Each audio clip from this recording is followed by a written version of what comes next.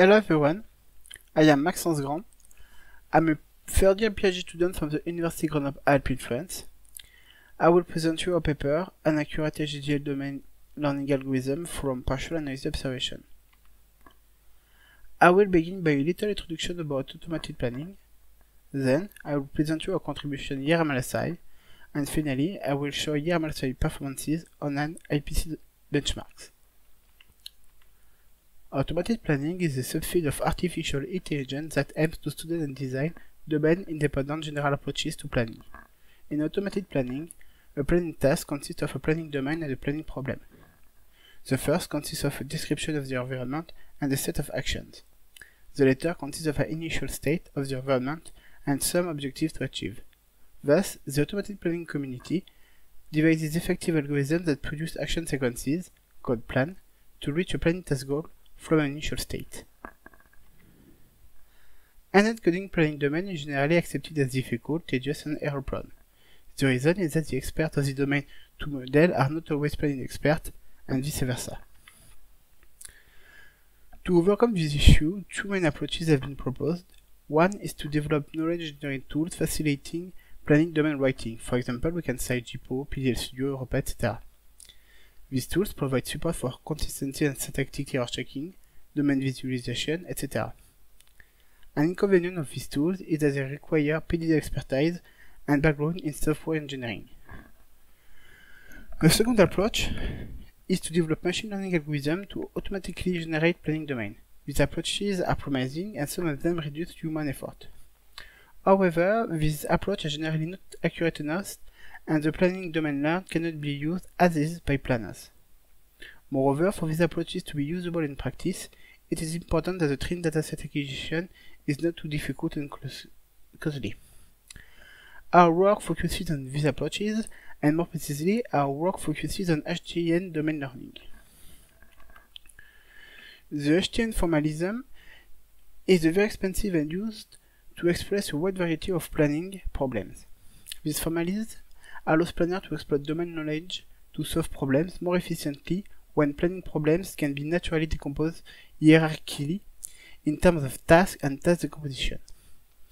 HTN domains require to declare a task model. Tasks are composed of primitive and compound tasks. Primitive tasks are equivalent to strips action, and compound tasks are tasks that we have to decompose into a sequence of compound or primitive tasks. For example, the task do button AB is decomposed into three tasks: do clear A, do clear B, do move AB, and do clear A is decomposed of two primitive tasks: instack CA, put down C, etc. To decompose tasks, we declare HTN methods. For each task, we declare one or several methods decomposing the task. For instance, there are two methods to decompose do button AB. The first method decomposes do button AB into an empty task sequence. The second, seen previously, decomposes this task into three subtasks. The HDDL language allows to declare HTN domain. Primitive tasks are modeled using a classical PDL operator. And here we have an example of HTN method declaration. So we have the name of the method, its parameters, the task to decompose, the precondition of the method, and the subtask to decompose the task. Majority of approach learn only HTN methods. For example, we can cite HTN Maker, Camel, etc. And only HTN learner propose to learn both action model and HTN methods. Now, I will present our contribution YARM-LSI. So the YARM-LSI approach is an algorithm to learn HDDL domain. This approach learns both action model and HTN methods, and this approach is accurate and robust to partial and noisy observation. This approach takes as input the initial state of the problem, and the set of action and tasks in the problem and predicates. The first step of the YARM-LSI approach is the generation of the dataset. Then YARM-LSI learns DFA from the dataset. Then YARM-LSI extracts HTN method from the DFA, and finally YARM-LSI generates the HDDL planning domain. the observation generation step. So, YARM-LSI queries the environment with feasible and unfeasible task sequences and perceives observation.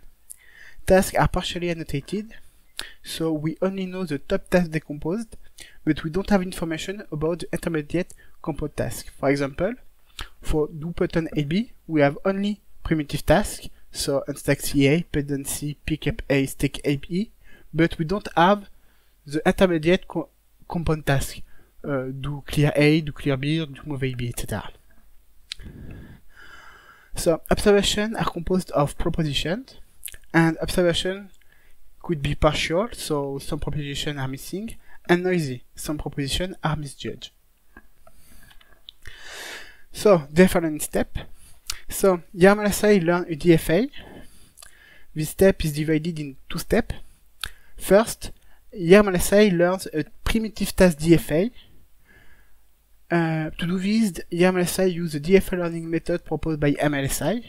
In the figure, this is the black transitions. And then, YARM-LSI induces the compound task DFA using task annotation in observation. This is a red transition in the figure. So, the HTML method generation step. Once the task DFA is induced, YARM-LSI can directly extract HTML methods from the task DFA. However, it is possible that a large number of redundant HTML methods has been generated. So we propose an heuristic approach to induce HTML method, and more precisely to induce the minimal set of HTML methods covering all decompositions. YARM-LSI starts by initializing the set of HTML methods using the decomposition observed during the observation generation step. For each compound task, we have therefore a set of HTML methods containing only primitive tasks and no compound task dependency. For example, for button A, we have pick up A, stack AB, and stack AB, button A, pick up B, stack B, etc. Then, at each iteration, YARM-LSI uses a greedy algorithm to compute a new set of HTML methods with an additional compound task dependency. Then, if the new HTML method set is smaller than the one learned in the previous iteration, then the new set of HTML method is retained. For example, for do button AB, now we have only two methods, so we retain this set of HTML methods. Finally, YARM-LSI reiterates until to test the maximum number of compound task dependencies. So, finally, YARM-LSI generates the HDL domain. So, YARM-LSI learns HTML method preconditions and operators preconditions and effects. To do this, YARM-LSI uses the learning and refinement techniques proposed by the YARM-LSI approach, and HTML methods are treated as planning operators to learn their precondition. So, experiment now. We test YARM-LSI with 5 IPC domains: Bloxworld, Gripper, Xenotravel, Transport, Deadshot, Snack. We test YARM-LSI in the performance is the accuracy, so the capability of the learned domain to solve new problem. We test two variants, only HTML method, so the action model is known, so we only learn HTML method and the planning operator are known. And the second variant is action model and HTML method, so we learn all the HDL domain. We have 4 experimental scenarios: complete intermediate observation with no noise and high level of noise, and partial intermediate observation with no noise and high level of noise. YARM-LSI learns accurate domains. More precisely, when the action model is known, YARM-LSI generally learns optimal domain, so the accuracy is optimal. Also, the performances are downgraded when YARM-LSI has to learn the action model in addition to the set of HTML methods, but the learned domain remains accurate, so the accuracy is greater than 50%. The performance degradation are due to the learning error in the action model. So, to conclude, we proposed an approach to learn HDL domain. This approach is accurate.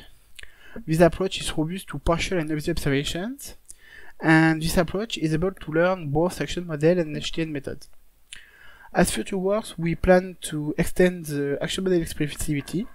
In this work, we assume that precondition and effects are strip select precondition and effects, but we can extend our approach with ADL, formalism, with temporal feature, numerical feature, etc. This research is supported by the French National Research Agency under the Investissement d'Avenir program through the cross-disciplinary program Circular. Thank you for your attention. Do you have any questions?